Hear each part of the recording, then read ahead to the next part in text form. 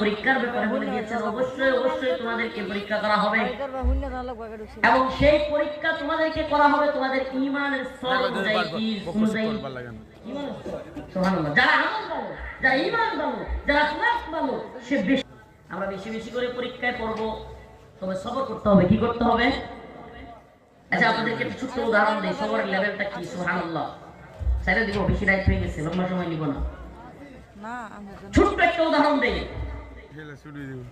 সবরের প্রতিযোগিতা। ইসবিরু ওয়া সাবিরু।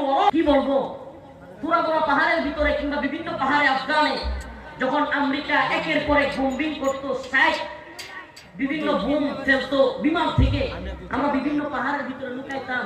ওখানে দিনের পর দিন চলে যাইত, খাবার পাওয়া যেত না। সুবহানাল্লাহ। কিন্তু ওই পচা রুটি 2-3 দিনের পচা রুটি খাই আমরা থাকতাম, এরপরও পেটে অসুখ হইতো না।